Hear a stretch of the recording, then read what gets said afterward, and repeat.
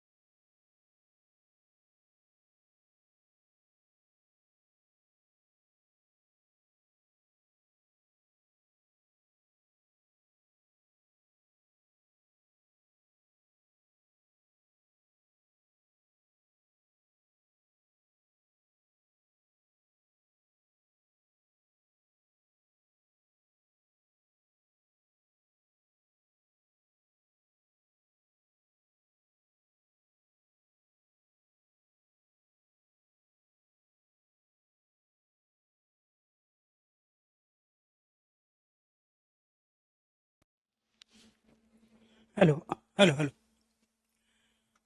Hello.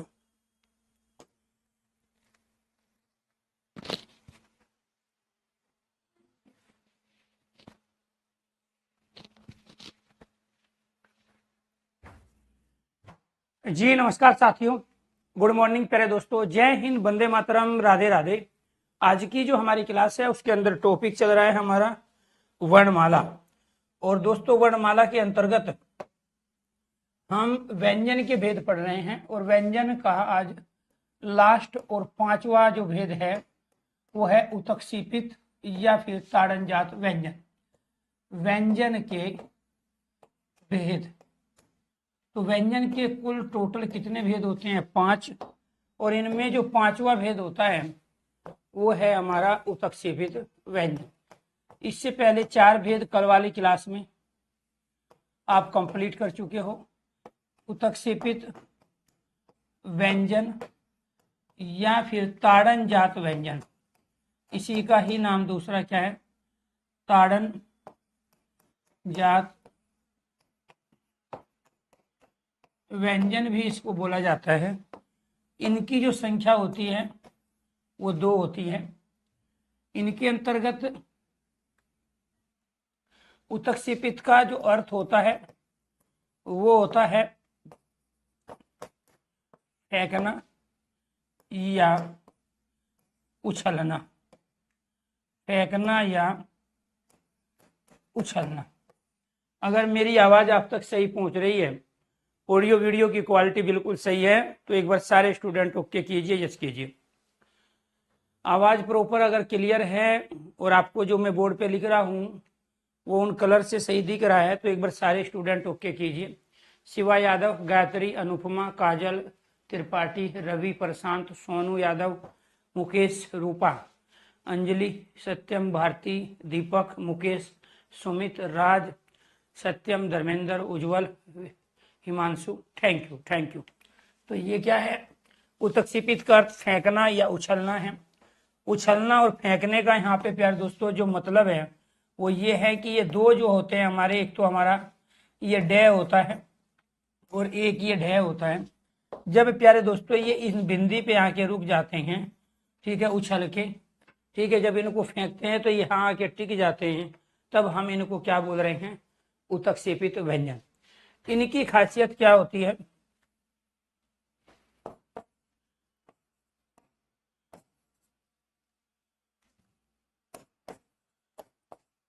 उत्क्षेपित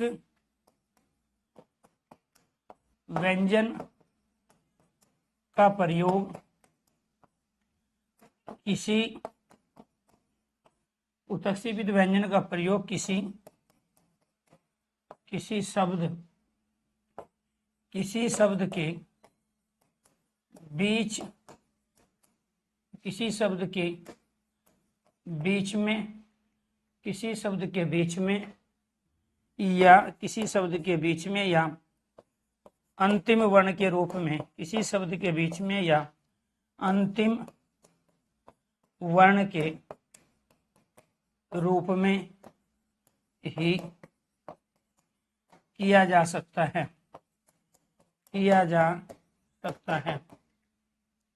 दूसरी condition, ताड़नजात वर्ण का प्रयोग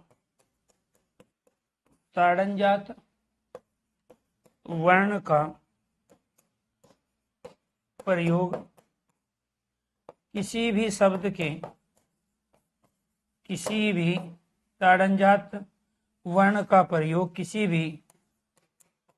ताड़नजात वर्ण का प्रयोग किसी भी शब्द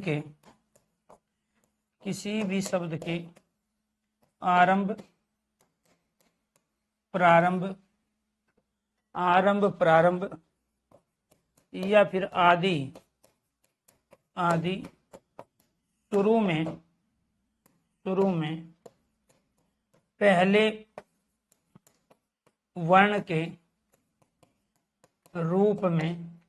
वर्ण के रूप में नहीं किया जा सकता,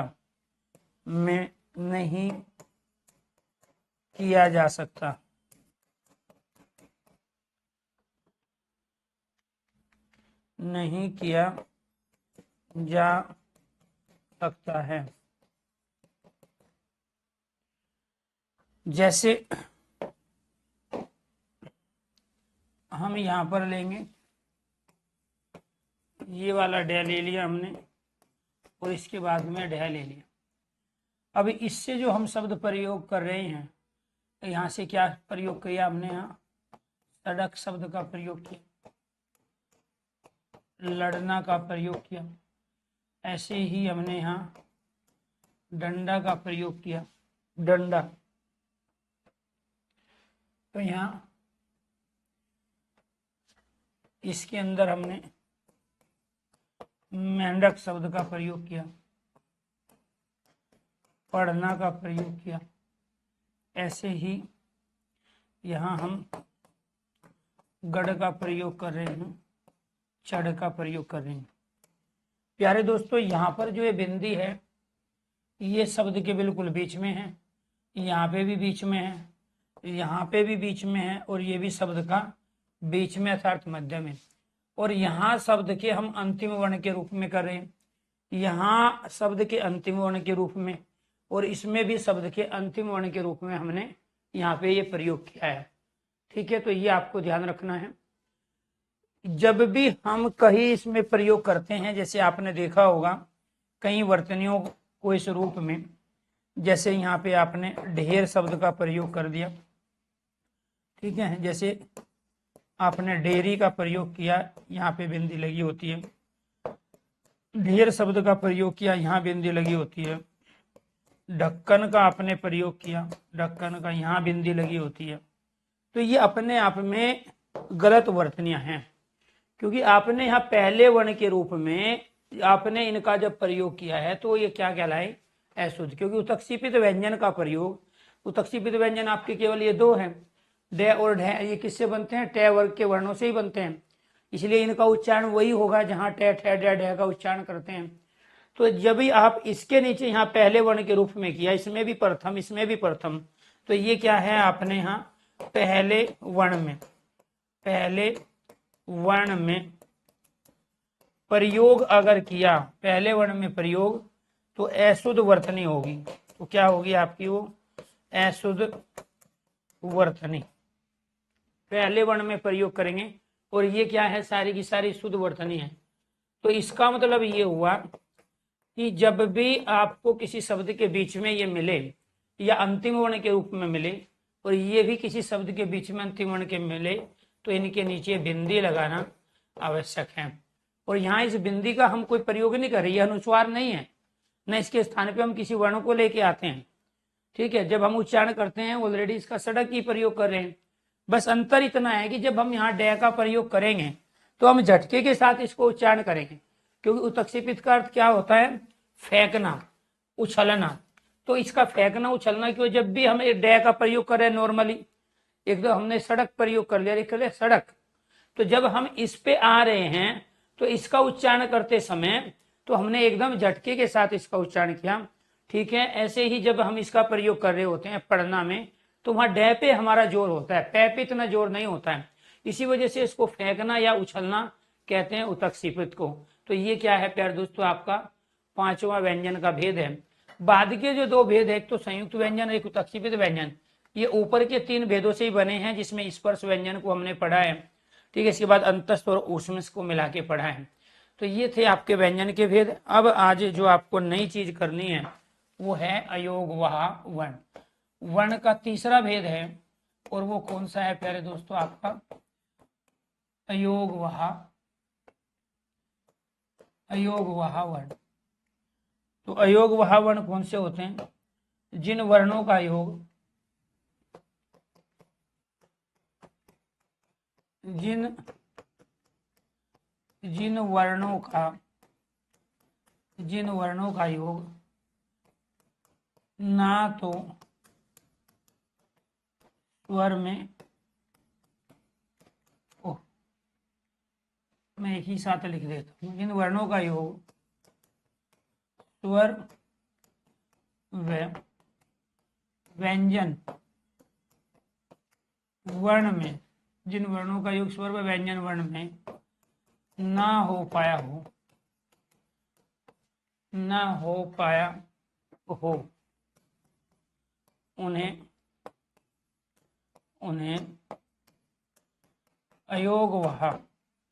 उन्हें अयोगवाह वर्ण कहते हैं। उन्हें क्या कहते हैं, अयोगवाह वर्ण। दूसरा, अयोगवाह वर्णों के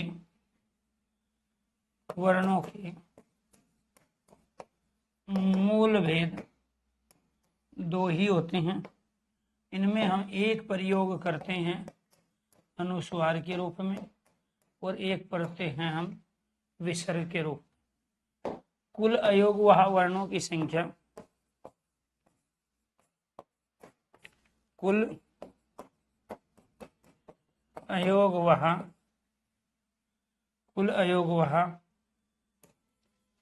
के भेद होते हैं 4। तो कुल अयोगवाह कितने होते हैं, 4 होते हैं। मूल जो होते हैं मुख्य रूप से, मूल कहे या मुख्य कहे, वो क्या होता है प्यारे दोस्तों, 2 ही होते हैं। एक हम अनुस्वार के रूप में और एक हम विसर्ग के रूप में प्रयोग करते हैं। तो यहाँ पर ये जो बिंदी लगी हुई है, इसको हम क्या कह रहे हैं, इसको कह रहे हैं अनुस्वार वर्ण, और इसको क्या कह रहे हैं हम, इसको कह रहे हैं विसर्ग। ये आपका क्या है, ये विसर्ग वर्ण है। और अनुस्वार और विसर्ग यही आपके क्या है, 2 मूल अयोगवाह हैं। तो यानी कि हमने जो स्वर और व्यंजन के अलावा भी हम वर्णमाला में कुछ और प्रयोग करते हैं, जिनको हम क्या कह रहे हैं, अयोगवाह। अयोगवाह वर्णों के भेद, और वो कुल भेद होते हैं हमारे 4, मूल भेद 2 ही होते हैं। अब तक जो पूछा गया है वो 2 ही है, लेकिन मैं यहाँ आपको 4 का प्रयोग करके दिखाएंगे, क्योंकि जब ऑप्शन में 2 नहीं होगा तो आपका राइट आंसर 4 होगा। तो एक तो है प्यारे दोस्तों यहाँ आपका अयोगवाह, अयोगवाह, यहाँ पर है दूसरा आपका चिन्ह, और तीसरा यहाँ पर है आपका शब्द प्रयोग। आखिर कहाँ आप उनको प्रयोग में लाते हो। तो इसके अंतर्गत एक हमारा क्या आ गया, अनुस्वार आ गया, ये वाला। दूसरा क्या है हमारा, विसर्ग है, और तीसरा क्या है हमारा, हलंत है, और चौथा क्या है इसमें, वो है अर्धचंद बिंदु। अर्धचंद बिंदु, ये क्या है जी, आपके 4 अयोगवाह हैं। इनमें से अनुस्वार का जो चिन्ह होता है वो आपका ये वाला है, विसर्ग का चिन्ह आपका ये होता है, हलंत ये आड़ी तिरछी रेखा होती है, और अर्धचंद बिंदु आपका ये होता है। जब हम यहाँ शब्द का प्रयोग करेंगे तो उसके अंतर्गत जो शब्द आते हैं हमारे अनुस्वार में, जैसे हमने यहाँ अंक शब्द ले लिया, संख्या शब्द ले लिया, इनमें सब में हमने अनुस्वार का प्रयोग किया है। संस्कृत शब्द हमने लिया है, स्वम शब्द ले लिया हमने, मयंक शब्द ले लिया, इन सब में क्या है, यहाँ पे अनुस्वार का प्रयोग किया गया। विसर्ग का प्रयोग कैसे करते हैं, जैसे हमने यहाँ प्रातः काल शब्द ले लिया, प्रातः काल है, उन्हें आगमन, उन्हें आगमन मतलब दोबारा से आना। ऐसे ही यहाँ हमने प्राय शब्द ले लिया, ऐसे ही दूसरा हमने यहाँ अतः एवं का प्रयोग कर लिया। तो अतः के साथ, प्राय के साथ, उन्हें के साथ में, प्रातः के साथ में हमने किसका प्रयोग किया, विसर्ग का प्रयोग किया। तो यहाँ पर ये आपको ध्यान रखना है। इसके बाद हलंत का हम प्रयोग कहाँ करते हैं, जैसे पाठ्य शब्द ले लिया हमने, यहाँ वरण है, वरण का मतलब बल्कि होता है, किंतु परंतु होता है। ऐसे ही मूल्यवान जो शब्द है, यहाँ पर विद्या शब्द है, विद्या, गद्य शब्द है, और पद्य शब्द है। इन सब में हमने किसका प्रयोग किया, हलंत का प्रयोग किया। ऐसे ही प्यारे दोस्तों यहाँ अर्धचंद जो बिंदु है हमारा वो क्या है, जैसे आँख, दांत, मुंह, ये 3 शरीर के अंग हो गए, चांद, गांव और अंधेरा। तो इन सब में हम किसका प्रयोग कर रहे हैं, अर्धचंद बिंदु का प्रयोग करें। तो ये आपको ध्यान रखना है, ये आपके खुद में अपने आप में नोट्स हैं। सबसे ज़्यादा जरूरी है लॉजिकली इनको समझना। जब टॉपिक कंप्लीट हो जाए उसके बाद में उस टॉपिक के नोट्स तैयार अपनी खुद की हैंड राइटिंग में करना। मैंने आपको कई बार क्लास में कहा कि मेरे पास बहुत सारी पीडीएफ हैं, मेरे पास बहुत सारे क्वेश्चंस हैं, लेकिन वे पीडीएफ क्वेश्चंस में तब आपको देना चाह रहा हूँ जब ये कॉन्सेप्ट आपके क्लियर हो जाए। उसका रीज़न ये है कि मैंने अब तक ये देखा है, बहुत सारे बच्चे जब लंबे समय तक 2-2.5 महीने तक जुड़े होते हैं तो उनकी फ़ोन पे भी बात हो ही जाती है। पेपर के लिए सीरियस बच्चे भी होते हैं, टीचर भी होते हैं। तो जितना ज़रूरी रिजल्ट बच्चों के लिए है उससे ज़्यादा ज़रूरी रिजल्ट टीचर के लिए होता है। अगर टीचर पढ़ाए और उसका पढ़ाया हुआ पेपर में कुछ ना आए तो फिर वो ज़्यादा दिन तक चलने वाला नहीं है। ऐसे ही प्यारे दोस्तों हमें हर तरह की क्वेश्चंस की वैरायटी पे फोकस करके उन उनंदा चीज़ों को हमें सामने रखना होता है जिनसे फाइनली आपका अल्टीमेट रिजल्ट आए। लेकिन कुछ बच्चे क्या करते हैं, अपने को स्मार्टनेस के तरीके में झोंक देते हैं और खुद को इतना स्मार्ट समझ लेते हैं कि जो मैं सोच रहा हूँ या जिस तरीके से मैं पढ़ रहा हूँ वही अपने आप में बेस्ट है। वो ये भूल जाता है कि लाखों बच्चे एग्जाम देते हैं और हजारों की संख्या में या सैकड़ों की संख्या में पोस्ट होती है। तो जिस बच्चे का तरीका एकदम डिफरेंट होगा वही बच्चा वहाँ सिलेक्शन ले पाएगा या जिसके कॉन्सेप्ट क्लियर होंगे। ज़्यादातर बच्चा हर सब्जेक्ट में 50 से लेके 65% परफॉर्मेंस कर रहा है, ठीक है, चाहे वो पढ़े ऑनलाइन या ना पढ़े, सेल्फ स्टडी के दम पे भी वो इतना परफॉर्मेंस कर लेता है। लेकिन मुद्दा यहाँ ये है कि जिस बच्चे का पर्टिकुलर किसी एक सब्जेक्ट के अंतर्गत लगभग 75 से 85 परफॉर्मेंस होगा, सिलेक्शन उसी का होगा। अब इस 75 से लेके 85% परफॉर्मेंस करने के चक्कर में बच्चे क्या करते हैं, पीडीएफ, इसके बाद बहुत सारी किताबें, बहुत सारे यूट्यूब सेशन में अपना समय कर देते हैं बर्बाद।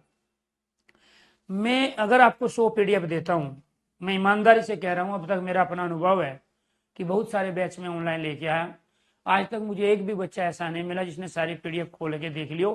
पढ़ने की तो बात ही दूर है, उन पीडीएफों से पढ़ने की तो बात ही दूर है, पीडीएफ खोल के देख लियो।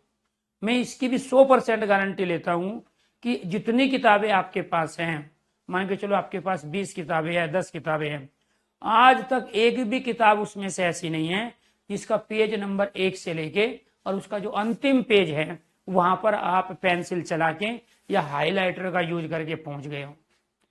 यानी कि आपने एक भी किताब खरीदी तो बहुत आपकी, क्योंकि जब भी कोई किताब आएगी तो स्वाभाविक बात है उसके जो कवर होंगे वो चिकने होंगे, ठीक है, उस पर बहुत सारे कलर होंगे, हो सकता है लड़कियों के भी फोटो उस पर हो, ठीक है, और उसमें लगेगा कि जैसे ये किताब खरीदेंगे तो सरकारी नौकरी हमारे घर में ऑटोमेटिक दौड़ी चली आएगी। लेकिन मुद्दा है कि वो किताब कितने बच्चे हैं जिन्होंने पढ़ी है पूरी, 2 पेज 4 पेज 4 चैप्टर 10 चैप्टर का मतलब ही नहीं है कि शुरू से लेकर लास्ट तक कितने बच्चों ने पढ़ी। अगर किसी के पास है तो कुरियर के थ्रू आप मेरे एड्रेस पे भिजवा देना, ईमानदारी से कह रहा हूँ, ठीक है, मैं उसको भी सलाम करूँगा और जो वो मांगेगा पैसे के रूप में, जो भी मेरी हैसियत है वो मैं, जैसे कोर्स की फीस हो गई वो उसकी हम अपने तरफ से पे कर देंगे। लेकिन एक भी आपको क्या चाहिए, आपको चाहिए 30 पेज वाली, 40 पेज वाली, 50 पेज वाली किताबें, और वो लाएंगे, बोलेंगे कैप्सूल है ये तो इंजेक्शन है और इसको पढ़ के कर लेंगे। आमतौर पे ज़्यादातर पब्लिकेशन क्या कर रहे हैं, एक ही सब्जेक्ट की 4-5 अलग अलग किताबें निकालना क्यों शुरू कर दी, क्योंकि आप 400 रुपये का कोर्स नहीं खरीदते तो किताब तो कहाँ से खरीदोगे। उनका रीजन फिर क्या हुआ, उन्होंने 50-50 करके उसको 4-5 भागों में डिवाइड कर दिया। अल्टीमेटली पैसा उनके पास उतना ही जाना है और आपको क्या है, यार 50 रुपये की किताब है ले लेता हूँ, यार 199 की किताब है, 150 की है। तो जान पहले नहीं आती थी, तो आप यूनिवर्सिटी में जब पढ़ रहे हो, आप अच्छी यूनिवर्सिटी में अगर आपका एडमिशन है, वहां की जो अच्छे राइटर की बुक है सारी 400-500 रुपये की प्राइस की है, क्योंकि उसी से आपके नंबर अच्छे आएंगे, वो सिलेबस को कवर करती है पूरा। तो इतनी सी बुक के अंतर्गत तो वो सिलेबस थोड़ा ही कवर कर पाएगा, वो तो सिर्फ ऊपर ऊपर से चीज दिखाएगा जो एड वगैरह में होता है। आप वो देखते हो ना, बहुत सारे शोरूम होते हैं, ये आपको ध्यान रखना है, बहुत सारे बड़े बड़े मेगा स्टोर होते हैं, उन पे पहले लिखा होता है 40% डिस्काउंट, 50% डिस्काउंट। ये अंदर जाके पता चलता है बस ये जो ये रखे हुए हैं ना यहाँ मेज पे नीचे, इन पे है डिस्काउंट, बाकी तो नई चीज लेटेस्ट जो आई है ब्रांडेड उन पे तो कोई डिस्काउंट नहीं है। उनको लाना होता है किसी भी तरह से अंदर, जब अंदर लाओगे तो आपकी चीजें पसंद आएगी, पसंद आ रही है, वो इसमें से आ ही नहीं रही है, फिर आप डिस्काउंट भूल के उसी को खरीद के ले जाते हो। तो उनका तो मुद्दा ये है कि 100 भी अगर कैंडिडेट इस बाहर 40-50% डिस्काउंट को देख के अंदर आ गए और उन 100 में से भी 10 ने खरीद लिया तो हमारा काम हो गया। तो इसलिए रिक्वेस्ट है आपसे, आज से पहले पढ़ने के, सिलेक्शन लेने के तरीके जो थे आज भी वही है और आगे भी वही रहेगी। इसलिए जो बहुत सारे बच्चे, मैं कह रहा हूं पीडीएफ हर बच्चा चिल्लाता है, मेरे पास है पूरा कंपाइल करके रखा हुआ है, कम से कम 200 से ज्यादा पीडीएफ। लेकिन जब मुझे ये लगा कि बच्चे ये क्लास अटेंड ना करके केवल पीडीएफ को खोल के पूरा समय उसमें बर्बाद करके और उसके बाद भी फिर उसके डाउट बने रहते, क्योंकि पीडीएफ तो बोलती नहीं, तो जो ओरिजिनल काम था पढ़ते समय वो तो आपने किया ही नहीं है। तो इसलिए पढ़ने का जो तरीका है उसको अगर बदल लोगे तो आप हर सब्जेक्ट में अच्छी परफॉर्मेंस करके फाइनली प्यारे दोस्तों, ठीक है, सिलेक्शन ले लोगे। मैं अभी भी कह रहा हूँ शॉर्ट रास्ते पे मत चलो, भीड़ को देख के मत चलो, ठीक है। सफलता का प्यारे दोस्तों एक ही मापक है और वो है कंटिन्यूटी, पेशेंस, ठीक है, और सही तरीके से आपकी पढ़ाई। जिस दिन ये कर लोगे उसी साल आपकी नौकरी लग जाएगी, केवल एक या दो सब्जेक्ट के दम पर। तो ये क्या था प्यारे दोस्तों, अयोग वह वर्ण। मूल हमारे ये दो ही होते हैं, एक होता है अनुस्वार और दूसरा क्या होता है प्यारे दोस्तों, विसर्ग। अनुस्वार चिन्ह ये है, विसर्ग ये, हलंत ये है। हलंत का मतलब है आड़ी तिरछी रेखा। हलंत कहाँ काम आता है, शुद्ध व्यंजन को बताने के लिए, अर्थात जो स्वर रहित व्यंजन होता है जिसमें स्वर ना हो, जैसे यहाँ ये आधा ठ है, ये आधा न है, ये आधा न है, ये आधा द है। तो बहुत सारे ऐसे हैं कि हम आधे को कैसे लिखें, जैसे फॉर एग्जाम्पल ट ठ ड वर्ण है, तो ये ट ठ ड वर्ण जो है, ट हो गया, ठीक है, इसके बाद ठ हो गया, ड हो गया, ढ हो गया, ठीक है, इनको आधा है। ऐसे ही द हो गया, इनको आधा क्या आप इनके दूसरे कोई तरीके से लिख सकते हो। जैसे आपको क लिखना है तो इस क को आप ऐसे भी लिख सकते हो और ऐसे भी लिख सकते हो, दोनों ही स्वर रहित है, दोनों ही शुद्ध व्यंजन है। तो इसके तो दो रूप हो गए, ऐसे लिख लिया या फिर पूरा लिख के नीचे हलंत दे दिया। लेकिन कुछ वर्ण ऐसे हैं जैसे ट ठ ड ढ है, तो ऐसा तो है नहीं कि आप इसको इतना लिख के छोड़ दोगे ट को, ये आधा हो जाएगा। तो यानी कि आपको पहले पूरा लिखना पड़ेगा फिर हलंत, पहले पूरा फिर हलंत, पहले पूरा फिर हलंत दोगे। इसी वजह से हम हलंत का प्रयोग भी अयोग वाक्य के रूप में कर रहे हैं, क्योंकि ये तो ना तो मैंने स्वर में बताया आपको और ना प्यारे दोस्तों ये मैंने व्यंजन में बताया। तो जिनका योग, यहाँ पे क्या लिखा हुआ है, योग, तो जिनका योग, और यहाँ पे क्या है, ए लग गया। तो जिनका योग न तो स्वर में हुआ और न व्यंजन में, वे बचे हुए हमारे जो वर्ण थे वो क्या कहलाए, आपके अयोग वहा वर्ण कहलाए। वो क्या कहलाए, आपके अयोग वहा वर्ण। अब मैं यहाँ पर प्रयोग कर लेता हूँ, ये वाला है, यहाँ पे प्रयोग कर लेता हूँ ये वाला, और ये चूंकि व्यंजन में लगता है मैं यहाँ पे प्रयोग कर लेता हूँ ये वाला। अगर आपको ट लिखना है ये वाला, और यहाँ में प्रयोग कर लेता हूँ प्यारे दोस्तों आंक का ये वाला आ। तो ये जो वर्ण बन गए आपके, जिन पे यहाँ अर्धचंद बिंदु लगी हुई है, ठीक है, जिनके नीचे यहाँ हलंत है, जिनमें यहाँ विसर्ग है और जिनमें यहाँ ये अनुस्वार चिन्ह लगे, अब इन वर्णों का जो योग कर दिया हमने, वो स्वर व्यंजन में ना करके अयोग वहा में किया है। तो इनका प्रयोग आप कर ही रहे हो, बहुत सारे के सारे क्या है, देवनागरिक में लिखे गए सारे शब्द है, ये हिंदी के शब्द है सारे तद्भव, और जहाँ अनुस्वार विसर्ग हलंत लगता है वो तत्सम है, और तत्सम तद्भव दोनों का प्रयोग हम हिंदी में कर रहे हैं। तो जहाँ अर्धचंद बिंदु का प्रयोग होगा तो ये सारे के सारे शब्द क्या कहलाएंगे आपके, ये सारे के सारे शब्द कहलाएंगे आपके तद्भव, और जहाँ अनुस्वार विसर्ग हलंत का प्रयोग होगा ये सारे के सारे आपके क्या कहलाएंगे, ये कहलाएंगे आपके तत्सम। ये संस्कृत के शब्द है, ये तत्सम है। गद्य पद्य विद्या मूल्यवान वरण पाठ्य प्रातः काल पुनः आगमन प्रायः स्वयं मयंक संस्कृत संख्यांक, ये तत्सम शब्द है। किससे पहचाने हम, इन चिन्हों के माध्यम से, क्योंकि तत्सम तद्भव का क्वेश्चन भी आता है। तो ये सारे के सारे आपके संस्कृत के हो गए, और जिन पर अर्धचंद बिंदु लगा है, ये अर्धचंद और ये बिंदु, वे सारे के सारे हिंदी के आपके तद्भव शब्द हो गए। तो वर्णमाला के में तीन आपने वर्ण के भेद पढ़े, एक स्वर, व्यंजन, और तीसरा जो भेद था वो क्या था प्यारे दोस्तों, आपका अयोग वहा। यहाँ तक अगर चीजें क्लियर हो गई हो तो एक बार सारे स्टूडेंट ओके कीजिए, यस कीजिए। तो मैंने आपको ये बताया था कि पूरी वर्णमाला को आपको 5 अलग अलग सेक्शनों में पढ़ना है, जो कि लाइफ में, जीवन में आप पहली बार पढ़ रहे हो। तो मैंने अभी इसमें से केवल एक सेक्शन कंप्लीट किया, और वो था वर्ण के भेद। ये वाला सेक्शन हमारा कंप्लीट हुआ। अब दूसरा जो हमें करना है वो है वर्णों का उच्चारण स्थान, वर्णों का उच्चारण स्थान। ऐसे ही 5 है, ये आप ध्यान रखना है।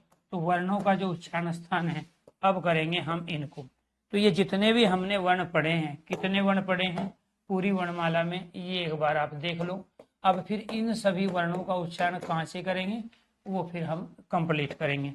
तो इसमें से प्यारे दोस्तों आपको ये ध्यान रखना है, वर्णमाला के अंतर्गत जब हम बात करते हैं यहाँ पे स्वर वर्ण की, किसकी, स्वर वर्ण की, ठीक है। तो एक तो आपके क्या है, स्वर वर्ण है, दूसरा क्या है जी आपके स्पर्श वर्ण है। इनकी संख्या बतानी है आपको, स्पर्श वर्ण कितने हैं आपके।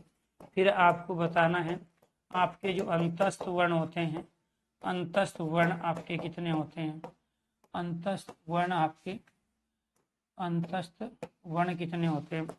फिर आपको बताना है ऊष्म या संघर्षी, ऊष्म वर्ण कितने होते हैं, ऊष्म वर्ण। इसके बाद में फिर आपको बताना है संयुक्त वर्ण कितने होते हैं आपके, संयुक्त वर्ण। फिर बताना है आपको उत्क्षेपित वर्ण कितने होते हैं, आपके कौन से होते हैं उत्क्षेपित वर्ण, उत्क्षेपित वर्ण कौन से होते हैं। और फिर आपको बताना है अयोगवाह वर्ण, यही तो पढ़े हैं आप, कितने हैं अयोगवाह वर्ण। तो वर्णमाला में कुल कितने वर्ण होते हैं, तो ये सारी जो कंडीशन है ये आपको यहाँ बतानी है। तो स्वर वर्णों की संख्या कितनी हो गई 11, स्पर्श की संख्या कितनी है, स्वर वर्ण की संख्या में इनको थोड़ा सा इधर ले लेता हूँ ताकि हमारा भी भला हो जाए, ठीक है। तो यहाँ पर प्यारे दोस्तों इसमें जो संख्या है वो कितनी है, वो 11 है। स्पर्श की संख्या कितनी है 25 है, अंतस्थ कितने हैं 4 है, ऊष्म कितने हैं 4 हैं, संयुक्त कितने हैं 4 हैं, उत्क्षेपित कितने हैं 2 हैं, अयोगवाह कितने हैं 2 है, और इनकी टोटल जो संख्या है वो कितनी है, वो 52 है। तो यहाँ पे क्या लिखोगे, वर्णमाला में कुल वर्ण, वर्णमाला में कुल वर्ण कितने हो गए 52। तो हिंदी वर्णमाला में हम कुल वर्णों की संख्या 52 का प्रयोग करते हैं। अब आपसे पूछा जाएगा कि व्यंजन कितने हैं, आपसे क्या पूछेगा, आपसे पूछे जाएगा कि व्यंजन कितने हैं। तो जो व्यंजन है जी आपके वो कितने हैं, ये आपके व्यंजन हैं और वो होते हैं 33। कितने व्यंजन होते हैं आपके, 33 व्यंजन होते हैं। क्लियर, 11 और 33 44, 44 और 4 48, 48 2 50 और 2 52। तो वर्णमाला में कुल वर्णों की संख्या कितनी हो गई आपकी 52 हो गई। फिर आपसे ये पूछेगा कि इसके अंतर्गत कौन कौन से वर्ण आते हैं। तो इसके अंतर्गत प्यारे दोस्तों हमारे वर्ण आते हैं ए, आ, छोटा ई, बड़ा ई, छोटा ऊ, बड़ा ऊ, इसके बाद में री, ऐ, इसके बाद में औ, और ये वाला औ। कितने हो गए आपके 11 हो गई। फिर दूसरा आपसे पूछेगा ये क्या है आपके, कैसे लेकर मैं तक, ठीक है, कि 25 वर्ण। फिर ये अंतस्थ कौन से होते हैं जी आपके, ये आपने कर लिया 33 होते हैं जी। व्यंजन की संख्या कितनी होती है 33 होती है, ठीक है। तो फिर यहाँ पर ये आपको ध्यान रखना है, ये जो आपके वर्ण हो गए ये वाले, ये कौन से आपके, ये रे ले और वे 4 हो गए जी आपके। फिर इन चारों में कौन से आते हैं आपके, इन चारों में आते हैं आपके ये वाले है, ठीक है। इसके बाद में फिर यहाँ पर कौन से वर्ण आते हैं, संयुक्त व्यंजन के अंतर्गत, संयुक्त के अंतर्गत आते हैं आपके ये वाले, के अंतर्गत ये 4 आते हैं आप, ठीक है। इसके बाद में उत्क्षेपित कौन से होते हैं, उत्क्षेपित होते हैं आपके ये वाले डे और ये वाले डे। इसके बाद फिर पूछ रहे अयोगवाह कौन से होते हैं आपके, अयोगवाह ये वाला अनुस्वार और ये वाला आपका विसर्ग। आपका रिवीजन भी हो गया और अब पूरे एक ही पेज पे आपकी पूरी वर्णमाला आ गई, पूरे एक ही पेज पे आपकी क्या आ गई, पूरी वर्णमाला आ गई। तो वर्णमाला में प्यारे दोस्तों आपको ध्यान रखना है, तो वर्णमाला किसे कहेंगे, वर्णमाला किसे कहेंगे, वर्णमाला कहेंगे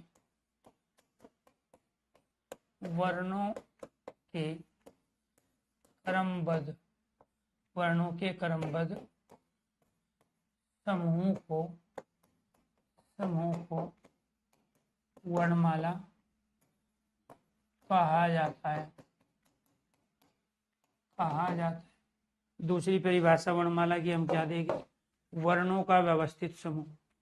दूसरी परिभाषा क्या है, वर्णों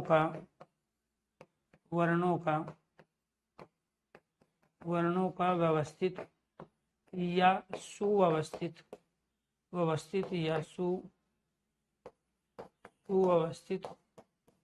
वर्णों का व्यवस्थित या सुव्यवस्थित समूह, सुव्यवस्थित समूह वर्णमाला कहलाता है, वर्णमाला कहलाता है। अब वो कुछ भी शब्द प्रयोग करे, आपसे पूछेगा वो किसी न किसी रूप में स्टेटमेंट के क्वेश्चन में। यहाँ मैंने एक तो क्रमबद्ध का प्रयोग किया है, क्रमबद्ध का मतलब होता है सीक्वेंस में। यहाँ व्यवस्थित है, ये इसका भी मतलब सीक्वेंस है। सुव्यवस्थित है, अच्छा जो सीक्वेंस है वो होता है। तो वो दो परिभाषा आपके सामने है वर्णमाला की। तो पहले हमने चीजों को बताया आपको कि कौन से हैं, क्या हैं। इनको दे के ये पूछे जा सकते हैं, इनको दे के ये पूछे जा सकते हैं। आज तक कोई पेपर ऐसा नहीं आया जहां वर्णमाला से क्वेश्चन होता है या वर्णमाला सिलेबस का हिस्सा होता है इस वाले पेज से क्वेश्चन ना पूछा गया हो। तो 100% ये क्या है प्यारे दोस्तों, आपसे क्वेश्चन पूछा ही जाएगा। प्यारे दोस्तों, अगर मैं इसी को सेव करके आपको दे दूंगा तो फिर बात वही हो जाएगी कि आप लिखोगे नहीं। मैं कह रहा हूं कि आप एक बार ही टाइम दो। बहुत सारे बच्चे आज से पहले भी हिंदी को अनेक बार पढ़े हैं, 4 साल से मैथ सीख रहे हैं लेकिन मैथ से फ्री नहीं हो पाए। 4 अलग अलग टीचरों से मैथ पढ़ रहे हैं लेकिन मैथ से बिल्कुल भी जो है फ्री नहीं हो पा रहे हैं। उसका रीजन यही है कि आप अपने जो एफर्ट्स है वो कम डालते हो और टीचर्स के एफर्ट्स को आप रट्टा मारने में या चीज़ों को लेके आगे बढ़ने में विश्वास करते हो। प्यारे दोस्तों, मेरी रिक्वेस्ट है, आपसे गुजारिश है, मैं अभी भी कह रहा हूँ कि जो चीज़ें आपने समझी है, जब तक आप खुद अपनी हैंड राइटिंग से, ठीक है, उसको अपने पेज पर नहीं लिख लोगे तब तक वो चीज़ आपकी नहीं हो सकती। अगर मैं वर्णमाला के अब क्वेश्चन आपको कराऊं तो इस सेक्शन के जो वर्ण के भेद है उसके सारे क्वेश्चन आप सही कर दोगे, लेकिन अब वो आज करोगे, कल करोगे, परसों करोगे। लेकिन अगर मैं 1 महीने के बाद कराऊं तो आपके बहुत सारे क्वेश्चंस गलत होंगे। उसका रीजन यही है कि हमने प्रैक्टिकली उन चीज़ों में अपने आप को इन्वॉल्व नहीं किया। इसलिए आपसे रिक्वेस्ट है, गुजारिश है कि आप इन सब चीज़ों को अपनी खुद की हैंड राइटिंग से लिखो, क्योंकि बख्तम से लिखतम बड़ा है। हमारा जो ब्रेन है वो जो काम करता है वो लिखने के दौरान ज़्यादा अच्छा करता है। अगर आपके पास अपने खुद के शब्द हैं, ठीक है, और उसको अपने फॉर्मेट में आप चीज़ों को लिख रहे हो तो वो अपने आप में क्या कहलाएगा, बेस्ट तरीका कहलाएगा। अब हम ये पढ़ेंगे कि ये जो 52 वर्ण हैं, ठीक है, वर्णमाला में जो हमने पढ़े थे, यहाँ से हमने शुरू किया था, अब इनका उच्चारण कहाँ से होगा और कितने वे उच्चारण स्थान है जहां से हम इनका उच्चारण कर सकते हैं। तो ये सारे के सारे क्या है, वर्णमाला में 52 वर्ण है। लेकिन प्यारे दोस्तों, कई बार क्या होता है कि इसके अलावा भी यहाँ से क्वेश्चंस आपके पूछे जाते हैं, ठीक है, इसके अलावा भी वर्णमाला में जो है क्वेश्चन पूछे जाते हैं। वे क्वेश्चन कौन कौन से होते हैं उसको देखिए। एक तो आपसे पूछा जाएगा काकल्य वर्ण। तो काकल्य वर्ण क्या होता है हमारा, ये जो है ये क्या कहलाता है, एकमात्र वर्ण होता है काकल्य वर्ण। दूसरा पूछा जाता है आपसे अर्धस्वर। अर्धस्वर एक तो हमारा यह होता है और एक वह होता है। इनकी जो संख्या है वो एक ही होती है, इसकी जो संख्या है वो आपकी 2 होती है। तो ये कितने होते हैं, ये एक ही वर्ण है और ये कितने होते हैं आपके 2 वर्ण हैं। ऐसे ही प्यारे दोस्तों आपसे वो पूछेगा फिर यहाँ पे स्पर्श संघर्षी सप्रभाव वर्ण। तो स्पर्श संघर्षी सप्रभाव वर्ण में आते हैं च, छ, ज और झ, ये 4 वर्ण आते हैं। फिर वो आपसे पूछेगा कर्कश या कठोर वर्ण, पूछे कर्कश या कठोर वर्ण। तो इनकी भी संख्या कितनी होती है, ये भी आपके 4 ही होते हैं। कर्कश या कठोर वर्ण में क्या आता है, टे, ठे, डे और ढे, टे, ठे, डे, ढे। तो ये क्या है अपने आप में प्यारे दोस्तों, इनकी भी संख्या 4 होती है। फिर आपसे पूछेगा वो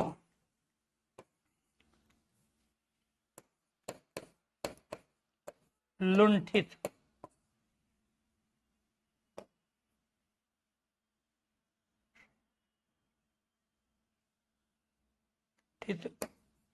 या परकंपित,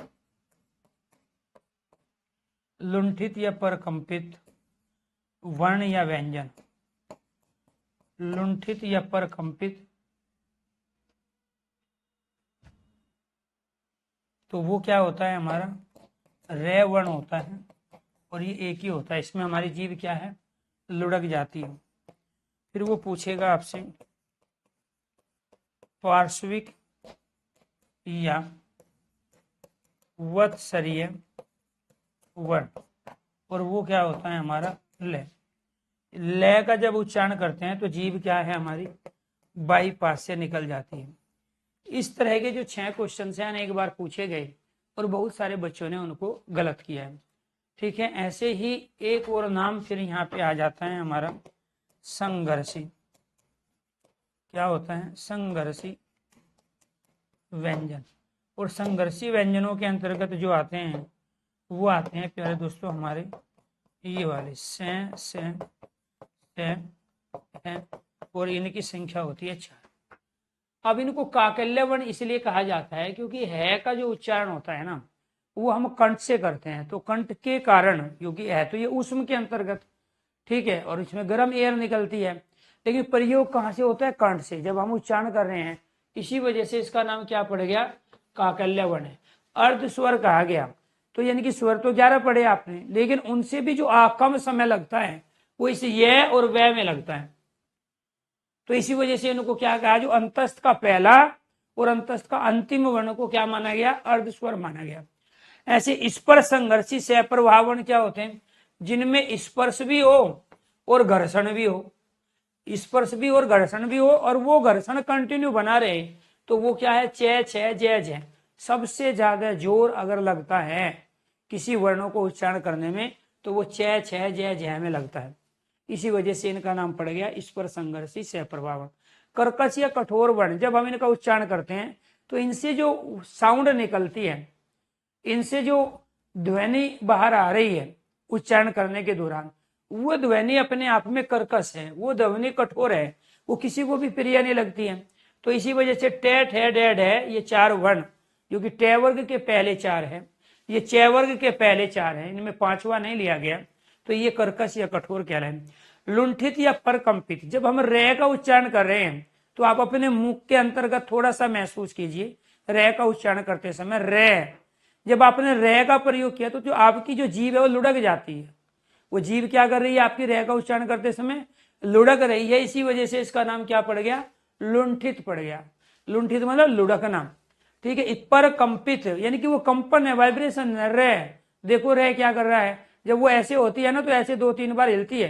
रे रे रे, आप अंदर महसूस करो रे क्या कर रहा है, ठीक है। आपकी जीभ में क्या एक्टिव फंक्शन है, जीभ आपकी किस तरह एक्टिव है, तो वो कांप रही है, उसमें वाइब्रेशन है, कंपन है।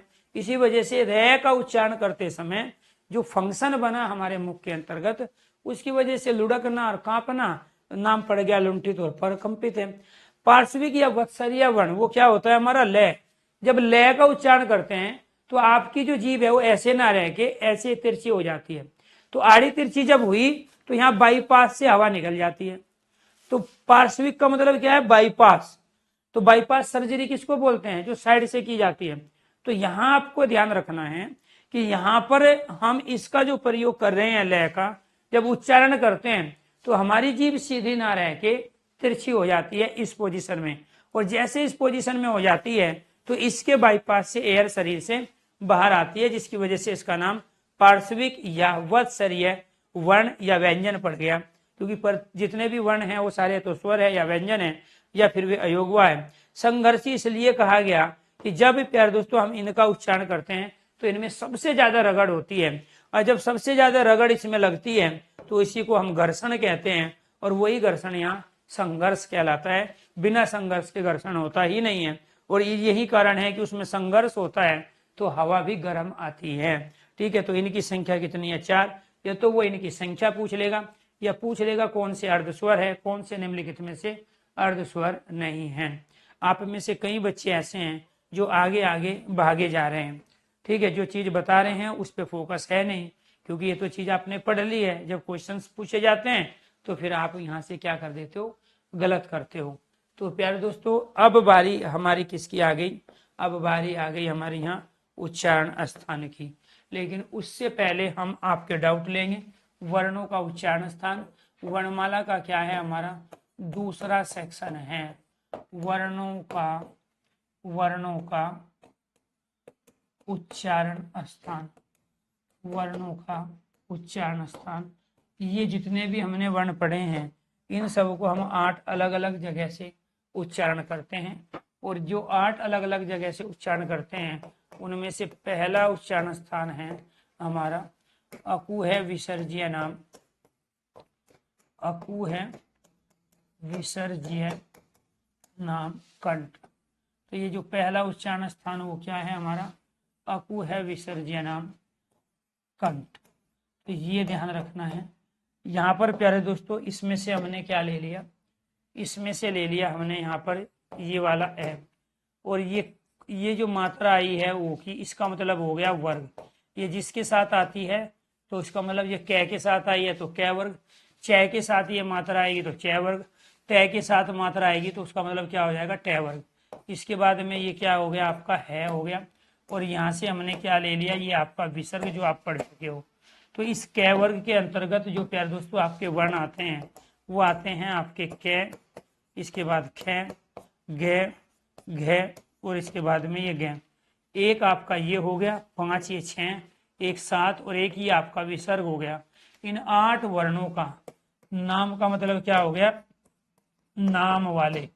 तो इनका उच्चारण स्थान जो होता है प्यारे दोस्तों वो गले से होता है, यानी कि ए का, कै वर्ग के 5 वर्णों का, है का और विसर्ग का उच्चारण स्थान आप कहाँ से करोगे प्यारे दोस्तों, आप यहाँ गले से करोगे, जिसको संस्कृत में कंठ कहा जाता है।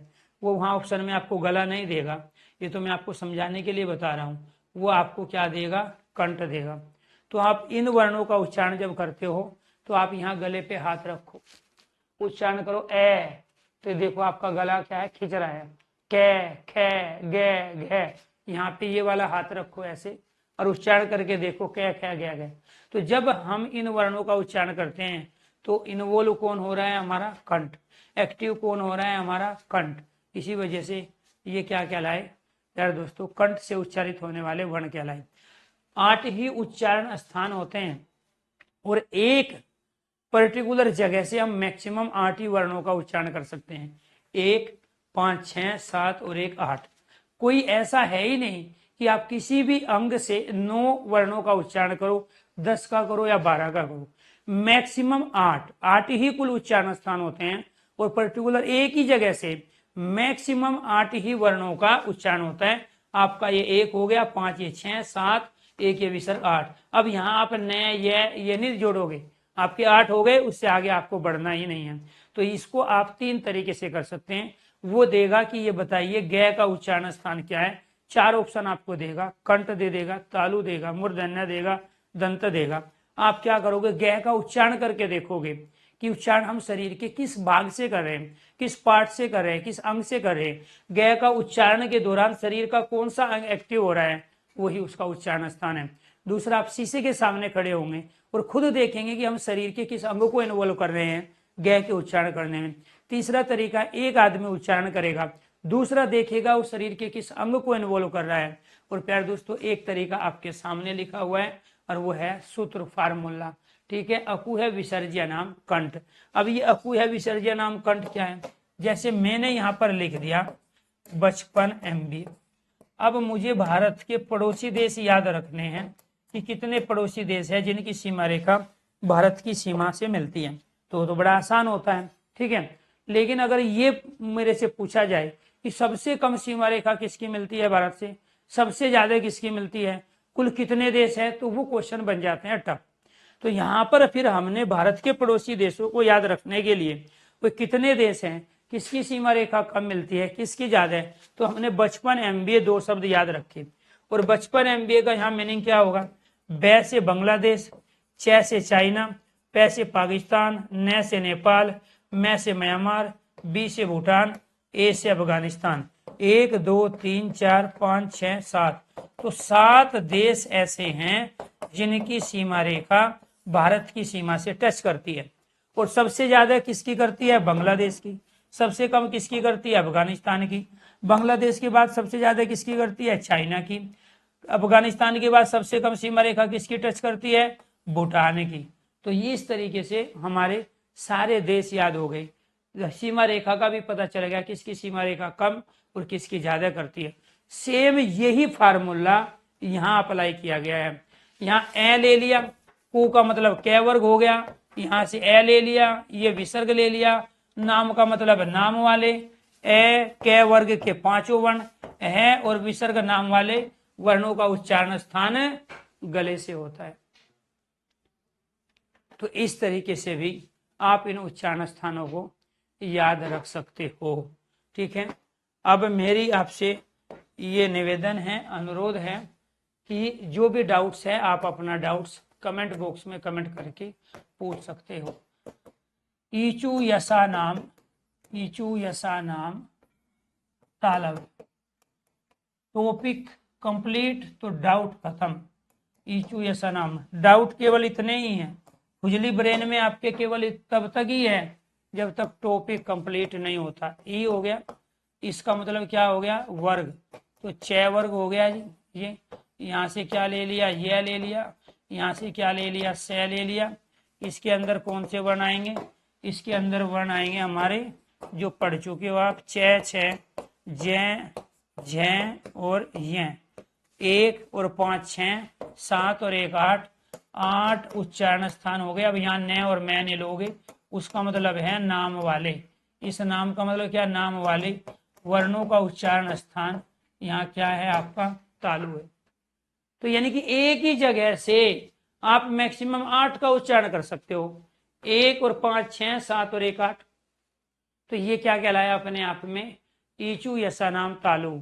तो कंठ आपका ये था, और तालव्य क्या है, मुख के अंदर जीभ से ऊपर और नीचे जो खाली जगह है उसको हम तालव्य कहते हैं।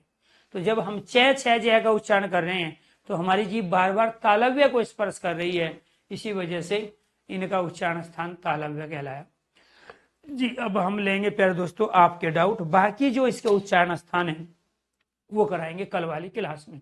सर टेस्ट कब कराओगे, जब सिलेबस पूरा हो जाएगा। अलग अलग, अब मान के चलो कोई बच्चा पार्टी में गया है, किसी के शादी में, फंक्शन में, वहाँ बहुत सारी चीज़ें लगी है, बहुत सारी अनेक प्रकार की मिठाई है, अनेक प्रकार की चाट है, उसके अलावा खाने के लिए बहुत सारी चीज़ें। बच्चा हो गया कन्फ्यूज। अब किसी को क्या चाहिए, टेस्ट पेपर की चिंता है, किसी को जो है अपने सिलेबस की चिंता है, किसी को ये सर सिलेबस कब पूरा होगा, सर जी PDF कैसे मिलेगी। यानी कि ये जो सारी चिंता उनको है, जिनको अभी यही नहीं पता कि वो पेपर देंगे कि नहीं देंगे, वो पेपर बिना कैंसिल हुए होगा। ठीक है, तो वो जो चिंता है ना, सर जी नौकरी में तो भ्रष्टाचार ज्यादा है, सर जी हमारी कहाँ लगेगी, ये उस तरह के बच्चे हैं। मैंने कहा सबका सिलेक्शन नहीं होगा, ये कड़वा सच है। सिलेक्शन उनका होगा जो सही समय पे सही डिसीजन लेके सही एफर्ट्स के साथ अपने आप को रोज नई चीज सीख रहा है और टॉपिक से फ्री कर रहा है। और बहुत सारे बच्चे किस में लगे, पहले फार्मूले में भी यह था सर, उसके बारे में फिर से बता दूं, पहले फार्मूला में यह कहाँ है जी। ठीक है, जब हमने ये कह दिया आपको, क्योंकि देखो आपको एक बार पढ़ो 10 बार पढ़ो, बात तो वही रहनी है। जब आपको ये कहा 1 हो गया, कै वर्ग आ गया कु के अंतर्गत, ठीक है, तो 1 और 5 कितने हो गए, 6, इसके बाद 7 8। अब इसके आगे कुछ भी रहे हमें क्या मतलब है, जब बार बार कह रहे हैं कि 8 उच्चारण स्थान है और पर्टिकुलर एक ही जगह से 8 है, जब 8 पूरे हो गए तो आगे यहाँ से भी है, फिर ये वह भी ले लो, ये रह भी ले लो, जय भी ले लो, 50 60 ले लो और बना के अपने आप में से बहुत सारे लेखक बनेंगे, कुछ साहित्यकार बनेंगे। जैसे मैथ पढ़ के सिलेक्शन तो ले नहीं पाए तो वे आर्यभट्ट बनेंगे। फिर उसका रीजन यही है कि जो कह रहे हैं सुनेंगे नहीं ध्यान से, और जो सुन लिया विश्वास नहीं करेंगे। क्योंकि रट्टा जो मारा हुआ है ना, आज से 20 साल पहले से लगातार, ये चीजें आज पहली बार पढ़ रहे हो आप। 6 क्लास की किताब उठा के देखना, 6 7 8 की, आपको याद ही नहीं किस टीचर ने पढ़ाया आपको, और किताब में था या ना था। उस समय सीरियस होके पढ़ लेते तो आज की आवश्यकता थी भाई हमें यहाँ पढ़ाने की। लोग NCERT UPSC की तैयारी करते हैं, PCS की तैयारी करते हैं, RO की तैयारी करते हैं, NCERT क्यों पढ़ते हैं, क्योंकि उस समय होश में नहीं थे जब NCERT पढ़ाई जा रही थी। उस समय पढ़ाई जा रही होती, ठीक है, तरीके से, और आप पढ़ रहे होते तो आज उससे आगे पढ़ते। तो यहाँ समस्या यही है, एक बार जो रट लिया, एक बार जो देख लिया, उसके अलावा कुछ भी नया करेंगे वो पचेगा ही नहीं आपको। आप तैयारी किस चीज की कर रहे हैं, आपको याद है 4200 पे ग्रेड की। 4200 पे ग्रेड पे पहले महीने की सैलरी पता है आपको कितनी बैठेगी, 8वां पे कमीशन आ जाएगा जब तक आप ज्वाइनिंग लोगे, वो बैठेगी आपकी 70,000 प्लस। 70,000 प्लस सैलरी चाहिए आपको महीने में, और उसके बाद बहुत सारे अलाउंस है। ठीक है, और दिमाग कैसा लगाओगे आप? 25,000 रुपये सैलरी वाला दिमाग यूज कर रहे हो, 25,000 सैलरी वाला, IQ है 25,000 और चाहते हो 70,000। फार्म भरने से और तैयारी करने से ये नहीं है कि सिलेक्शन हो जाएगा, अलग से सोचना पड़ेगा, एफर्ट्स लगाने पड़ेंगे, अपने दिमाग की फ्रीक्वेंसी को खोलना पड़ेगा, दायरे को, सोच के दायरे को बढ़ाना पड़ेगा, तब जाके सिलेक्शन होगा। इतना डिफिकल्ट भी नहीं है, बस क्या है, तरीके बदल लो। जिस तरीके से अब तक चलते आए थे और सिलेक्शन नहीं ले पाए, स्कोर कम था, डाउन था, तो इसका मतलब तरीके कारगर नहीं है। बाकी बच्चों के पास तरीके अलग है, वे भी उन्हीं टीचरों से पढ़ रहे हैं, वे भी उन्हीं किताबों से पढ़ रहे हैं, लेकिन उनके पीछे जो अप्रोच है वो अप्रोच अलग है। आपको भी वही लगानी होगी, आपका भी सिलेक्शन हो जाएगा। तो अब प्यारे दोस्तों, कल अगर यहाँ तक जो भी आपने पढ़ा, किसी भी तरह का कोई डाउट है तो आप अपना डाउट ले लीजिएगा, अभी भी आप बता सकते हैं। मैंने ये कहा कि सबसे ज़्यादा बेहतरीन चीज़ें ये है, लेकिन बच्चे मान नहीं रहे हैं, इसकी वजह से मैं इस सैटरडे संडे आपको थोक के भाव PDF दे दूँ। आप अपने तरीके से चलो, जब आप नहीं मान रहे हो, ठीक है। मैं तो यहाँ अपने तरीके से पढ़ाऊँगा, ठीक है, इसलिए कहने पे नहीं पढ़ाऊँगा। तो प्यारे दोस्तों, तरीका पढ़ने का ये था कि पहले हम कॉन्सेप्ट क्लियर करें, फिर PDF आपको मिलेगी, उससे आप रिवीजन करोगे जब ये लाइव क्लासें आपकी नहीं होगी, ठीक है। क्योंकि ये लाइव क्लासें कब तक होगी? ज़्यादा 2 महीने में मैं 60-70 क्लास ले लेता हूँ और उसमें आपका सिलेबस पूरा हो जाता है, ठीक है। उसके बाद PDF से आपको क्या करना था? रिवीजन करना था। फिर मैं आपको, जब आप रिवीजन कर रहे होते हैं उस समय में प्रैक्टिस सेशन में होता हूँ, आपको प्रैक्टिस कराता हूँ। उस प्रैक्टिस सेशन में मैं प्रीवियस क्वेश्चन पेपर से प्रैक्टिस शुरू करता हूँ, फिर आपको प्यारे दोस्तों मैं मॉक टेस्ट कराता हूँ, इसके साथ में फिर कुछ मैराथन क्लासें मैं लेता हूँ। तो वो मेरा काम को कराने का तरीका है। लेकिन मैं क्या करता हूँ, आपके अनुसार चलता हूँ, आपको थोक के भाव PDF दे देता हूँ, इसके साथ सारे प्रीवियस क्वेश्चन पेपर डाउनलोड करवा देता हूँ, और ये भी, और फिर रट्टा मारना शुरू कर दो, क्योंकि कॉन्सेप्ट तो क्लियर है नहीं आपकी। भाई जब मैं दूंगा तो आप खोल के बैठोगे, उनको खोल के बैठोगे तो करोगे, इसका आंसर A, इसका B, इसका D है, ये C मेरा गलत हो गया, गलत क्यों हो गया पता नहीं, आगे बढ़ जाओ, जो हो गया तो हो गया, अब आगे बढ़ो। अब 10 में से 8 सही है, कूद रहे हैं, आएंगे तो वही 2 जो आपसे नहीं हुए हैं, आएंगे वही भी 8 तो दुनिया कर रही है, आएंगे वही जो आपसे नहीं हुए 2, वे 2 कब सही होंगे? जब ये कॉन्सेप्ट ढंग से क्लियर करोगे, और ये तो किया ही नहीं आपने, इसमें तो आप बोर होने लगे हो। जिन चीजों से आज के समय स्टूडेंट बोर होने लगा, समझ लो वही चीज उसको भीड़ में धकेल देती है। पहली दूसरी पंक्ति से चल, तू पीछे चल, अभी तुझे 2 साल तैयारी करके आना है। तो आप में से बहुत सारे बच्चे 2027 की तैयारी कर रहे हैं, लेकिन मैं जो पढ़ा रहा हूँ वो 2025 के लिए पढ़ा रहा हूँ। इसलिए आपसे मेरी रिक्वेस्ट है, गुजारिश है, मैं सारी ये PDF, mock test, previous question paper, आपका सिलेबस सैटरडे को थोक के भाव क्विंटल में मैं अपडेट करवा देता हूँ, क्विंटल में थोक के भाव में अपडेट करवा देता हूँ। और खूब डुबकी लगाओ, जो कुंभ ना जा पाए वो PDF में डुबकी लगाए, सारे मॉक टेस्ट में डुबकी लगाए। मैं चाह रहा था कि अब की बार हम थोड़ा सा सीरियस होकर सारे बच्चों का सिलेक्शन दिलवाएंगे हिंदी के दम पे, लेकिन आप तो मेरे से ज़्यादा तुर्रम खां हैं, मेरे से ज़्यादा अनुभवी है आप, ठीक है। मुझे ऐसा लग रहा है, क्यों? क्योंकि आपने भांति भांति के टीचरों को पढ़ के आप आए हो, भांति भांति के प्लेटफार्म पे आपने नौटंकी देख के, शेरो शायरी सुन के तब आप यहाँ पे आए हो। तो वही चूल अभी आपके दिमाग में चल रही है, तो वो चूल आपकी ठंडी तभी होगी जब आपको क्विंटल के बाद ये PDF, mock test, class note, previous question paper ये आपको मिल जाएंगे। तो इसीलिए रिक्वेस्ट है आपसे, आप सैटरडे तक का इंतजार करो, ठीक है। आपको फिर PDF में गंगा नहा देते हैं। सभी दोस्तों को नमस्कार, धन्यवाद।